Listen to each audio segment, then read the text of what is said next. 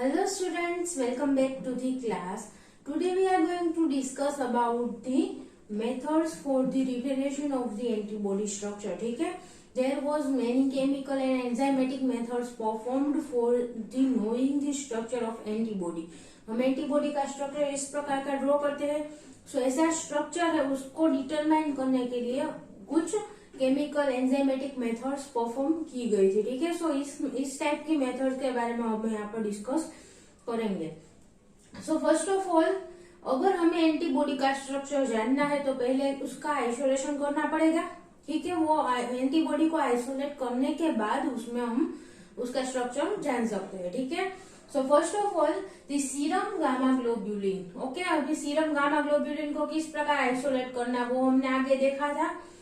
Okay. जब भी हम ग्लोब्यूलिन प्रोटीन्स और वी कैन से दैट जो भी सीरम में जो ग्लाइकोप्रोटीन्स प्रेजेंट है उन सब का सेपरेशन जेल इलेक्ट्रोफोरेसिस से होता है. उसके बारे में हमने आगे डिस्कस किया था. ठीक है.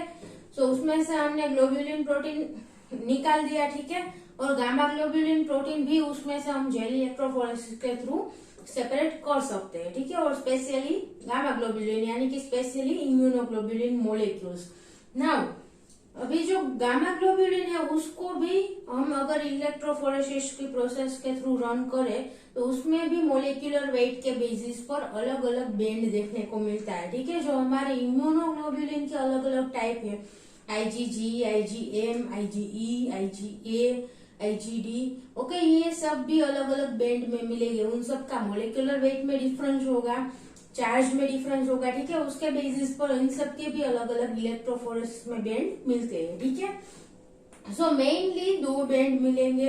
अगर हम gamma globulin, serum gamma globulin का अगर सेपरेशन करते हैं इलेक्ट्रोफोरेसिस की प्रोसेस के थ्रू तो उसमें दो फ्रैक्शन मिलते हैं. ठीक है. First is the high molecular weight fraction, second is the low molecular weight fraction. Okay. High molecular weight, low molecular weight. High molecular weight यानी कि ऐसे इम्यूनोग्लोब्यूलिन जिनका मोलिकुलर वेट हाई है वो हाई मोलिकुलर वेट फ्रैक्शन में आएंगे और low molecular weight में लो मोलिकुलर वेट वाले इम्यूनोग्लोब्यूलिन. ठीक है. सो लो मोलिकुलर वेट फ्रैक्शन में एक इम्यूनोग्लोब्यूलिन क्या है जो मेजर हमारा IgG सीरम में मेजर इम्यूनोग्लोब्यूलिन प्रेजेंट है वो लो मोलिकुलर वेट फ्रैक्शन में आएगा. ठीक है. उसका molecular weight is around the 1,50,000. Okay. So low molecular weight fraction में हमें immunoglobulin G, specifically IgG type के इम्यूनोग्लोब्यूलिन मिलेंगे.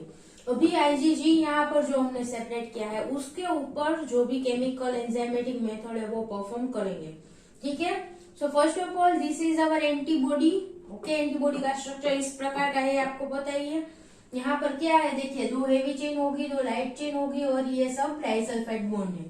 ओके. ये हमें अभी पता है. उस टाइम पर उन लोगों को पता नहीं था कि एंटीबॉडी का स्ट्रक्चर कैसा है. उनके पास एक छोटा सा एक यहाँ पर जो इम्यूनोग्लोब्यूलिन सेपरेट किया है वो सॉल्यूशन में प्रेजेंट था. ओके. सो उस पर केमिकल्स एंजाइम्स यूज करके उन्होंने एंटीबॉडी का स्ट्रक्चर डिटरमाइन किया. Okay. So there was 3 experiment performed for the antibody structure. First is the digestion of the antibody with papain. Okay. Then second pepsin and mercaptoethanol. Okay. ये तीनों की मदद से antibody का अलग अलग डाइजेशन करवाया गया और उनमें से जो रिजल्ट मिला उसके ऊपर से एंटीबॉडी का स्ट्रक्चर पता चलता है. ठीक है. So papain and pepsin this both are the proteolytic enzymes. Okay. And mercaptoethanol is a chemical. Okay. So यहाँ पर केमिकल एंड एंजाइमेटिक मेथड लिखा गया है क्योंकि केमिकल्स भी यूज होंगे और एंजाइम्स भी यूज हुए. ओके. सो एंटीबॉडी का किस प्रकार डाइजेशन होता है अभी हम उसके बारे में स्टार्ट करते हैं. ठीक है. So first method is the pepsin. Okay. Antibody का जो यहाँ पर हमें सेपरेट किया है एंटीबॉडी उसको लिया गया, उसमें क्या pepsin. Okay. Pepsin was added into that papain first. Okay. पहले पेपेन के बारे में डिस्कस करते हैं. पेपेन के साथ एंटीबॉडी का इंक्यूबेशन किया गया. ठीक है. So papain will degrade this antibody. Now this papain, ये पेपेन कहाँ से डिग्रेड करेगा, यहाँ से. देखिए ये यहाँ पर हिंज रीजन है और जो डाइसल्फाइड बॉन्ड है उसके ऊपर से यहाँ से एंटीबॉडी को क्लीव करता है. ठीक है. सो पेपेन के साथ अगर हम एंटीबॉडी का डिग्रेडेशन करवाते हैं तो उसमें 3 फ्रेगमेंट जनरेट होंगे, ठीक है। 2 फ्रेगमेंट इस प्रकार से ही and this is the third fragment, okay. ये जो डाइसल्फाइड बॉन्ड है वो यहाँ पर प्रेजेंट होगा, ठीक है, and disulphide bond, okay. So papain के साथ अगर एंटीबॉडी का डिग्रेडेशन होता है by papain, then it would be cleaved into the 3 fragments, 2 identical fragments and 1 different, okay। these 2 identical fragments है, इनको क्या कहते हैं, यहाँ पर ये जो पोर्शन है उसे क्या कहते हैं, हमने आगे डिस्कस किया था एंटीबॉडी के स्ट्रक्चर में FAB, ओके। सो FAB फ्रेगमेंट 2 यहाँ पर फॉर्म हुए हैं, ठीक है। सो उसके FAB2 भी कहा जाता है, okay. So FAB2, so antigen binding fragments 2 यहाँ पर फॉर्म हुए हैं, okay. And this fragment is known as the FC fragment, okay. अभी यहाँ पर जो एंटीबॉडीज है उसका डिग्रेडेशन होकर 3 फ्रेगमेंट फॉर्म होते हैं, 1 FC fragment and 2 FAB fragment, okay. अभी ये जो यहाँ पर ये एंटीजन बाइंडिंग रीजन है ये कॉम्पैक्ट है, ठीक है। Antigen binding region as it is है, उसमें कुछ चेंजेस नहीं आए हैं, सिर्फ यहाँ से डिग्रेडेशन हुआ है एंटीबॉडी का, ठीक है, यहाँ से। सो दिस मॉलिक्यूल और this FAB fragment can bind with antigen, ये मॉलिक्यूल एंटीजन के साथ बाइंड कर पाएगा, ठीक है क्या, क्योंकि यहाँ पर जो एंटीजन बाइंडिंग साइट है वो एज इट इज है, but it can not agglutinate और प्रेसिपिटेट द एंटीजन, एंटीजन को प्रेसिपिटेट नहीं कर पाता ये टाइप का FAB फ्रेगमेंट, क्योंकि प्रेसिपिटेट अगर हमें किसी एंटीजन को प्रेसिपिटेट करना है तो उसके लिए क्या जरूरी है, एक एंटीजन है, ठीक है, दिस इज द एंटीजन, ये दूसरा एंटीजन, तीसरा एंटीजन, ठीक है, ऐसे बहुत सारे एंटीजन प्रेजेंट हो गए। सो इसके साथ अगर एंटीजन का क्रॉस बाइंडिंग हो, ठीक है, एक के साथ बाइंड हो एंटीजन, यहाँ पर दूसरे के साथ बाइंड हो, then this antigen will bind with another antibodies, okay. यहाँ पर दूसरा एंटीजन बाइंड हो, ओके। इस प्रकार पूरा का पूरा कॉम्प्लेक्स स्ट्रक्चर बनता है, तब एंटीजन प्रेसिपिटेट होता है, ठीक है। और यहाँ पर क्या है देखिए, सिर्फ FAB फ्रेगमेंट ही है, ओके, दोनों FAB फ्रेगमेंट अलग हो गए हैं। सो दिस एंटीबॉडी और this FAB fragment is not bivalent, okay, monovalent हो गए, एक ही एंटीजन और एक ही एपिटोप के साथ बाइंड कर पाएंगे। सो यहाँ पर क्रॉस लिंकिंग नहीं होगा, ठीक है। यहाँ पर जैसे क्रॉस लिंकिंग होता है कि एंटीजन बाइंडिंग साइड एक एंटीजन के साथ बाइंड करेगी, दूसरी साइड दूसरे के साथ बाइंड करेगी, ठीक है, बाइवेलेंट एंटीबॉडी में।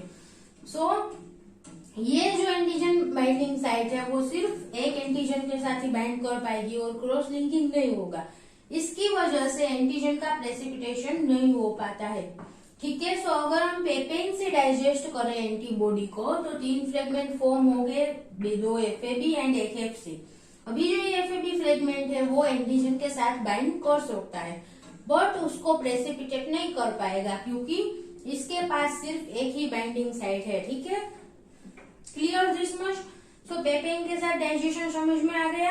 It is a proteolytic enzyme, so protein को स्पेसिफिक जगह से क्लीव करता है, okay. Now, the second is the digestion with second enzyme, that is the pepsin. Okay, pepsin. अभी पेप्सिन क्या है, it is an endonuclease enzyme, ठीक है, प्रोटीन सॉरी एंडोपेप्टिडेज, ओके, एंडोपेप्टिडेज। पेप्टिडेज का मीनिंग क्या है, प्रोटीन का डिग्रेडेशन करेगा और किसी पेप्टाइड का डिग्रेडेशन करता है। एंड एंडोपेप्टिडेज मीन्स एंड पर से जो है वो डिग्रेडेशन स्टार्ट करता है, ठीक है। सो यहाँ पर क्या होगा, इस एंड से एंटीबॉडी का जो FC पोर्शन है वहां से डिग्रेडेशन स्टार्ट होगा, ओके। और यहाँ पर जो डाइसल्फाइड बॉन्ड है उसके पहले तक का सारा जो FC फ्रेगमेंट है वो डिग्रेड हो जाएगा, ओके। सो किस प्रकार का फॉर्म होगा पेप्सिन के डाइजेशन के थ्रू, यहाँ पर जो डाइसल्फाइड बॉन्ड है उसके नीचे तक का FC पोर्शन डिग्रेड होगा, ठीक है। सो यहाँ पर डाइसल्फाइड बॉन्ड है, यहाँ पर है, ठीक है, यहाँ पर डाइसल्फाइड बॉन्ड है, यहाँ पर डाइसल्फाइड बॉन्ड। डाइसल्फाइड बॉन्ड के नीचे तक का जो FC पोर्शन है वो ब्रेक हो जाएगा, ठीक है। सो ये एक मॉलिक्यूल मिलेगा और दूसरा इस प्रकार से, ओके। और हम डैश डैश जोड़ सकते हैं, ठीक है। इस प्रकार से fragments of FC region, okay, fragments of FC region, okay. So यहाँ पर एफसी रीजन को हम रिकवर नहीं कर पाते क्योंकि एफसी रीजन के जो सारा का सारा सीक्वेंस है, सारी अमीनो एसिड सीक्वेंस है, वो छोटे छोटे फ्रेगमेंट्स में डिग्रेड हो जाएगी, ठीक है। और जो ये हमारे दो एफएबी फ्रेगमेंट है वो दोनों एक दूसरे के साथ लिंक्ड हो गए, ठीक है।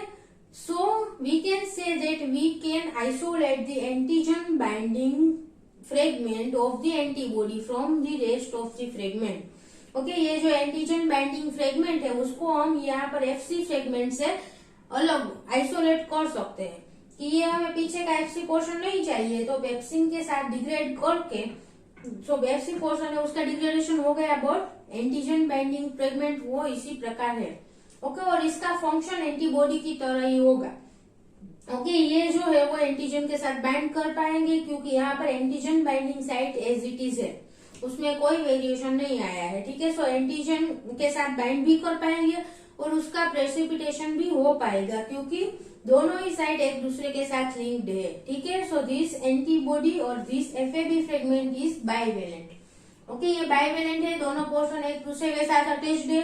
सो यहाँ पर क्या होगा, इस प्रकार से बाइवेलेंट जो हमारा एफएबी फ्रेगमेंट है वो एंटीजन के साथ बाइंड करके क्रॉस लिंकिंग कर पाएगा और क्रॉस लिंकिंग होगा तो एंटीजन का प्रेसिपिटेशन भी होगा, ठीक है।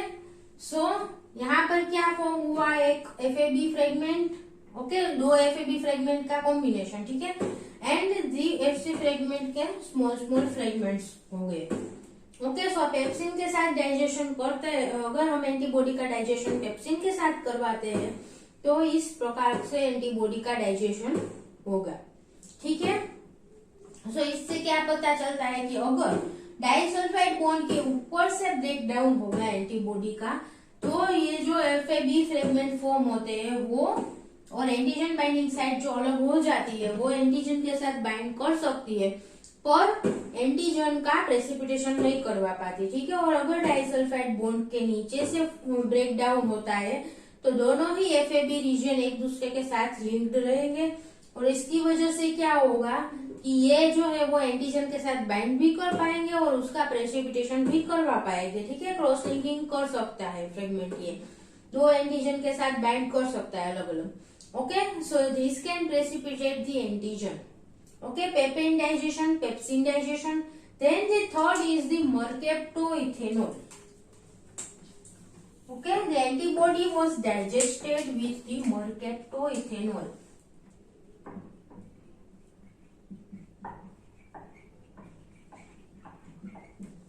ओके। ये जो है वो क्या है, it is one type of the chemical. ये क्या करेगा, it will break all the disulfide bonds present in the antibody, okay. Mercaptoethanol का काम है डाइसल्फाइड बॉन्ड्स को ब्रेक करना। अगर हम एंटीबॉडी को मर्केप्टोइथेनॉल के साथ इंक्यूबेट करते हैं तो क्या होगा, यहाँ पर जितने भी डाइसल्फाइड बॉन्ड प्रेजेंट है एंटीबॉडी में वो सब डिग्रेड हो जाएंगे, ठीक है। हमने डोमेन्स में देखा था कि हर एक डोमेन में भी डाइसल्फाइड बॉन्ड प्रेजेंट है, ठीक है। कॉन्स्टेंट डोमेन में, वेरिएबल डोमेन में, सभी में डाइसल्फाइड बॉन्ड प्रेजेंट है और उसकी वजह से लूप फॉर्म होता है, ठीक है। सो यहाँ पर इंटरचेन डाइसल्फाइड बॉन्ड और इंटरचेन डाइसल्फाइड बॉन्ड सभी का ब्रेक डाउन हो जाएगा, ठीक है। सो मर्केप्टोइथेनॉल के साथ अगर हम एंटीबॉडी को इंक्यूबेट करते हैं तो क्या फॉर्म होगा, दो हेवी चेन्स एंड दो light chain, okay. It will degrade the disulfide bond. So इसकी वजह से क्या होगा, जो चारों की चारों पॉलीपेप्टाइड चेन है वो सेपरेट हो जाएगी, ठीक है। सो यहाँ पर जो मिक्सचर फॉर्म होगा उसमें दो हेवी चेन एंड दो लाइट चेन दोनों अलग अलग फॉर्म में प्रेजेंट होगी, ठीक है। यहाँ पर सारा का सारा सब पेप्टाइड चेन के बीच में जो लिंकेज था वो सिर्फ डाइसल्फाइड बॉन्ड की वजह से ही है। सो मर्केप्टोइथेनॉल से अगर हम एंटीबॉडी का ब्रेक डाउन करवाते हैं तो क्या होगा, डाइसल्फाइड बॉन्ड का ब्रेक डाउन हो जाएगा, ठीक है। और उसकी वजह से चारों पेप्टाइड चेन अलग हो जाएगी। अगर हम इस मिक्सचर को सेपरेट करते हैं तो दो फ्रैक्शन मिलेंगे, ठीक है। एक हेवी चेन का फ्रैक्शन, एक लाइट चेन का fraction. Okay, and one more thing, पूरे के पूरे जो इम्यूनोग्लोबुलिन है उसका वेट कितना है, 1,50,000। ओके, सो यहाँ पर जो लाइट चेन मिलेगी, लाइट चेन का जो फ्रैक्शन होगा उसमें पेप्टाइड चेन है उसका मोलिकुलर वेट कितना होगा, 25,000। ओके, एंड हेवी चेन की जो फ्रेगमेंट मिलेगा उसमें जो पेप्टाइड हमें मिलता है, पॉलीपेप्टाइड मिलता है, उसमें कितना मोलिकुलर वेट होगा, 50,000। ओके, सो अगर हम इसको सेपरेट करके इसका मोलिकुलर वेट मेजर करें तो हेवी चेन का जो एक फ्रैक्शन मिलता है उसका मोलिकुलर वेट 25,000 है, दूसरा फ्रैक्शन मिलेगा उसका वेट कितना होगा, मोलिकुलर वेट 50,000। ओके, सो 25,000 वाला है वो light chain and 50,000 is molecular weight of the heavy chain. Okay, so total कितना हो जाएगा, 1,50,000। दो हेवी चेन है, इसका मीनिंग क्या है, हेवी चेन का मोलिकुलर वेट कितना होगा, 50,000 plus 50,000, 1 lakh. And light chain का मोलिकुलर वेट 25,000 है, तो उसका 25 प्लस 25 मीन्स 50,000 हो जाएगा। ठीक है, सो ओवरऑल जो हमारा इम्यूनोग्लोबुलिन है उसका जो मोलिकुलर वेट है 1,50,000, वो हेवी चेन और लाइट चेन दोनों का प्लस करके है। ओके, सो मर्केप्टोइथेनॉल के डाइजेशन से क्या पता चलता है कि एंटीबॉडी है वो 4 चेन का बना हुआ होगा, 4 पॉलीपेप्टाइड चेन का बना हुआ है, 2 light chain and 2 heavy chain. Okay, so clear. So ये 3 एक्सपेरिमेंट्स मेनली किए गए थे, papain digestion, pepsin digestion and mercaptoethanol. तीनों की वजह से जो डाइजेशन हुआ उसके रिजल्ट्स मिले, उसके ऊपर से एंटीबॉडी का स्ट्रक्चर प्रेडिक्ट किया गया। एंटीबॉडी का स्ट्रक्चर कुछ इस प्रकार का होगा। ठीक है, एक बार रिवाइज कर लेते हैं। सबसे पहले पेपेन के साथ डाइजेशन किया गया, सो it will digest the antibody from upper side of the disulphide bond. Disulphide bond के ऊपर से ये एंटीबॉडी को डाइजेस्ट करता है। ठीक है, वहां से क्लीव करेगा। सो 3 फ्रेगमेंट जनरेट हुए, 2 आइडेंटिकल फ्रेगमेंट थे, ठीक है, सिमिलर फ्रेगमेंट्स थे, वो क्या थे, FAB fragment, and one fragment was the different which is known as the FC fragment. then pepsin के साथ डाइजेशन करवाया गया तो क्या हुआ, डाइसल्फाइड बॉन्ड के नीचे का जो भी पोर्शन है वो सब डिग्रेड हो गया। ठीक है, FC पोर्शन है वो डिग्रेड हो गए, छोटे छोटे फ्रेगमेंट में जनरेट हो गए। ठीक है, so we can isolate the antigen binding property of the antibody from the rest of the portion. Okay, बाकी के जो पोर्शन है उसमें से हम एंटीबॉडी, स्पेसिफिकली एंटीबॉडी की जो एंटीजन बाइंडिंग साइट है उसको हम आइसोलेट कर सकते हैं। ठीक है, देन दी मर्केप्टोइथेनॉल उसके साथ डाइजेशन करवाया गया, तो मर्केप्टोइथेनॉल का काम क्या है, वो डाइसल्फाइड बॉन्ड को ब्रेक करता है। ठीक है, so it will break the disulphide bond of the immunoglobulin and it will generate the 4 polypeptide chain. Okay, 2 heavy chain and 2 light chain, सबको सेपरेट कर देगा। Clear. Now we will discuss in some detail about the light chain, heavy chain, उसके क्या क्या type है। ठीक है, यहाँ पर हमने केमिकल डिग्रेडेशन मेथड में क्या किया कि लाइट चेन, हेवी चेन को आइसोलेट किया गया। ठीक है, कि मर्केप्टोइथेनॉल की वजह से डाइसल्फाइड बॉन्ड ब्रेक होते हैं और उसमें से हेवी चेन, लाइट चेन सभी अलग हो जाते हैं। ठीक है, सो उसको आइसोलेट कर सकते हैं। नाउ लाइट चेन कौन कौन से टाइप्स की होती है और हेवी चेन क्या क्या टाइप की होती है उसके बारे में डिस्कस करेंगे। ठीक है, so first of all light chain is made up of the 2 domain, अलग अलग। ठीक है, कांस्टेंट डोमेन होगा और एक वेरिएबल डोमेन होता है। ठीक है, वेरिएबल डोमेन की सीक्वेंस क्या होती है, अलग अलग टाइप की होगी कि एंटीजन कौन सा है, कौन से एंटीजन के अगेंस्ट का एंटीबॉडी है उस पर डिपेंड करता है वेरिएबल रीजन की एंटीजन अमीनो एसिड सीक्वेंस। ठीक है, एंड कांस्टेंट डोमेन उसकी सीक्वेंस क्या होगी, कांस्टेंट। ठीक है, सेम सीक्वेंस होगी। कोई भी एंटीजन के अगेंस्ट का एंटीबॉडी है तो उसमें कांस्टेंट रीजन है वो सेम होगा। Okay, so here are the mainly 2 type of the light chain, that are the kappa and lambda. Okay, kappa and lambda, this are the 2 type of the light chain. कि human के अंदर 2 type की light chain देखने को मिलती है। इसका meaning क्या है कि ये 2 टाइप की अमीनो एसिड सीक्वेंस होगी। ठीक है, पर्टिकुलरली, और ये अमीनो एसिड सीक्वेंस किस रीजन की होगी, constant domain. Okay, constant domain में जो अमीनो एसिड सीक्वेंस मिलती है लाइट चेन की वो 2 टाइप की होगी। ओके, सो यहाँ पर कांस्टेंट डोमेन है वो सभी इम्यूनोग्लोबुलिन में कांस्टेंट रहता है, but there are two type of the constant region, एक है कापा एंड दूसरा लेमडा। ओके, इसके बेसिस पर लाइट चेन के टाइप है कापा एंड लेमडा की कांस्टेंट रीजन की अलग अलग सीक्वेंस है। ठीक है, so kappa is mainly single type of the sequence, एक टाइप की अमीनो एसिड सीक्वेंस है, उसे कापा कहते हैं, kappa chain. Okay, and it is known as the CL। Okay, ये जो रीजन है कापा चेन का, कापा अमीनो एसिड की जो सीक्वेंस है उसे simply constant region, okay, constant region of the light chain कहा जाता है। नाउ द लेमडा चेन में भी अलग अलग वेरिएशन देखने को मिलता है, like lambda 1, lambda 2, lambda 3, lambda 4। Okay, 4 type की लेमडा चेन है। So, on the basis of that, the constant region is known as the C lambda 1, C lambda 2, C lambda 3, C lambda 4. Okay? So, क्या है कि ये constant region constant होगा, but उसमें भी variations देखने को मिलते हैं। ये जो constant region के वेरिएशन है वो एंटीजन के पर डिपेंड नहीं करता। ठीक है, कौन से टाइप का एंटीजन है उसकी वजह से ये जो रीजन है वो कुछ अफेक्ट नहीं होता। ठीक है, अलग अलग एंटीजन के लिए जो एंटीबॉडीज है उनमें कांस्टेंट रीजन सेम हो सकता है। ठीक है, बट कांस्टेंट रीजन में भी कुछ वेरिएशंस देखने को मिलते हैं। सो उसके बेसिस पर लाइट चेन के बेसिकली 2 टाइप है, kappa chain and lambda chain. Okay, दोनों अमीनो एसिड सीक्वेंस अलग अलग होगी और लेमडा में भी थोड़े थोड़े वेरिएशंस की वजह से 4 टाइप की लेमडा चेन है। ठीक है, lambda 1, lambda 2, lambda 3 and lambda 4।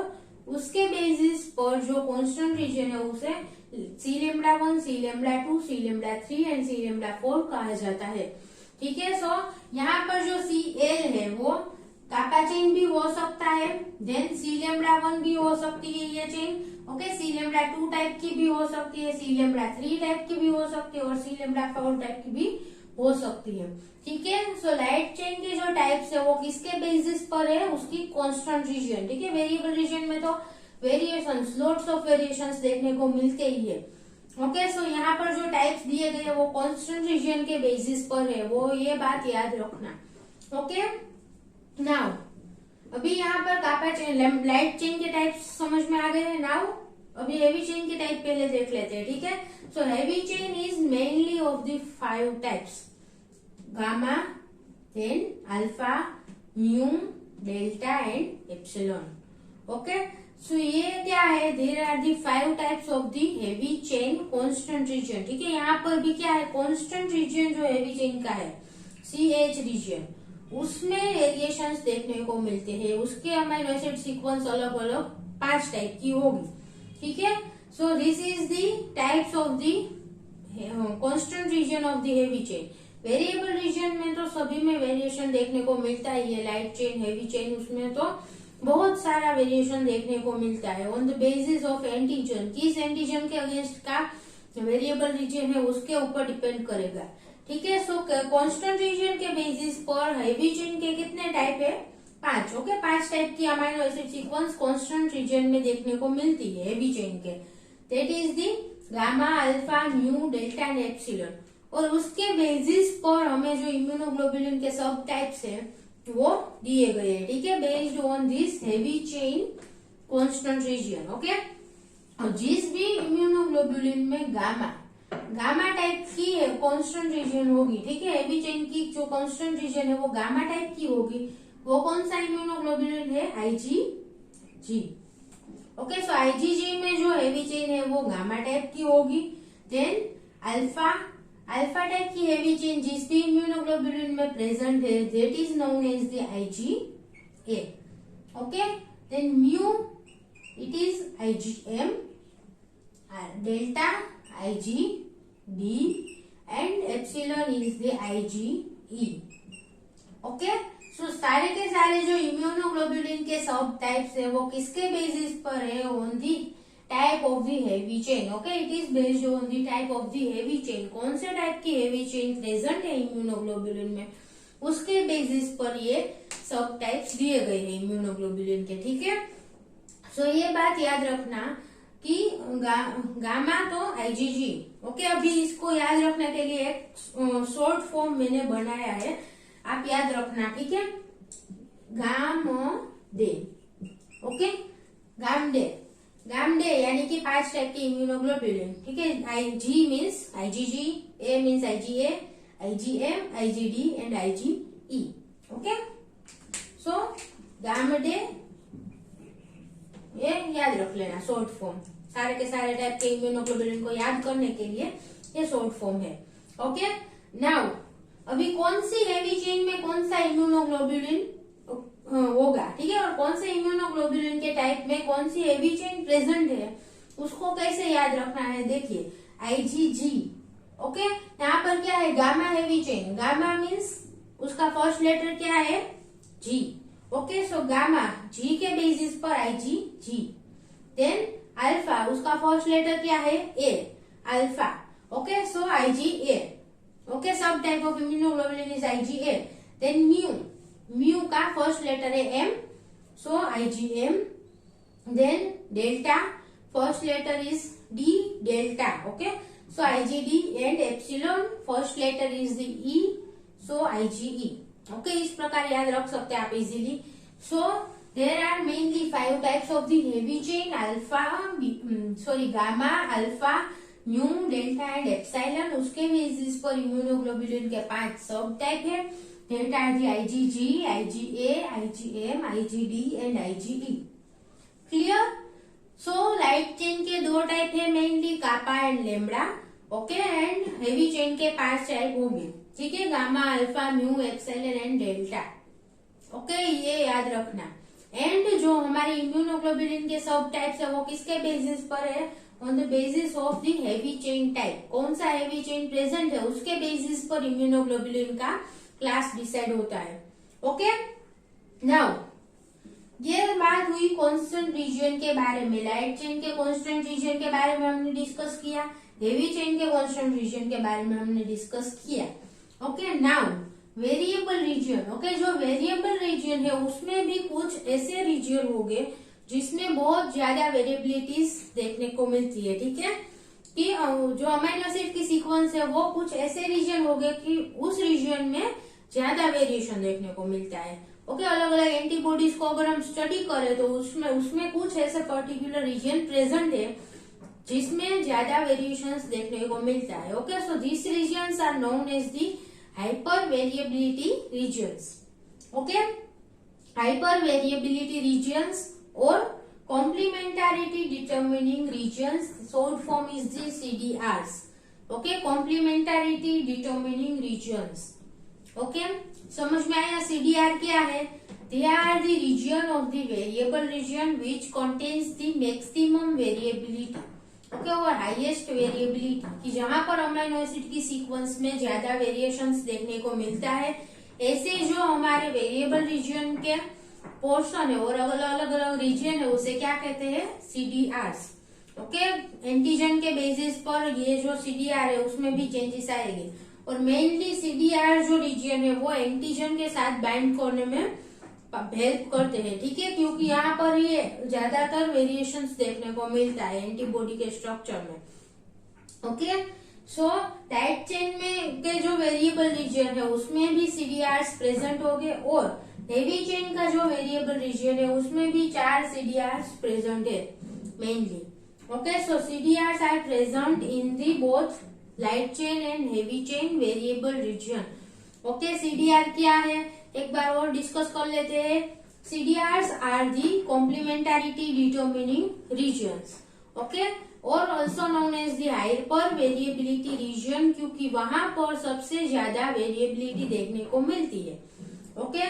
Light chain में पर्टिकुलर ये जो पोर्शन है, ठीक है, अभी हम लाइट चेन हेवी चेन दोनों में जिस पोर्शन में वेरिएशंस देखने को मिलता है पूरा का पूरा उसे क्या कहते हैं, वेरिएबल डोमेन, ओके, कि जिस पोर्शन में ज्यादा वेरिएशंस देखने को मिलता है और एंटीजन के रिकॉग्निशन में पार्टिसिपेट करेगा, ऐसा जो पोर्शन है उसे वेरिएबल डोमेन कहते हैं। एंड वेरिएबल डोमेन के अंदर भी जिस रीजन में ज्यादा जो वेरिएशंस देखने को मिलता है, ज्यादा अमीनो एसिड के सीक्वेंस में डिफरेंस देखने को मिलेगा वेरिएबल डोमेन के अंदर, ओके, उसे क्या कहते हैं, complementarity determining regions, CDRs, okay, hyper variable regions of the variable domain, okay. बाकी के रीजन में कम वेरिएशंस देखने को मिलता है, ओके, समझ में आया?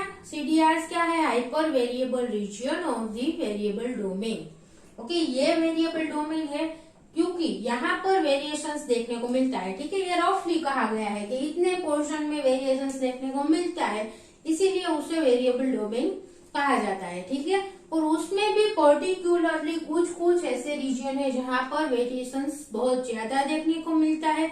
ऐसे रीजन्स को क्या कहते हैं? कॉम्प्लीमेंटरिटी डिटर्मिनिंग रीजन्स और CDRs। ओके, ये CDR मॉलिक्यूल है, CDR पोर्शन है, वो ज्यादातर एंटीजन के साथ बाइंड करने में पार्टिसिपेट करेगा क्योंकि एंटीजन के बेसिस पर यहाँ पर वेरिएशंस देखने को मिलता है अमीनो एसिड सीक्वेंस में। सो CDRs participate maximally in the interaction with the antigen.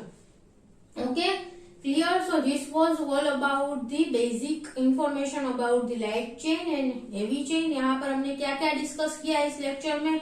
सबसे पहले chemical enzymatic method for the antibody structure. Okay, revelation of the antibody structure.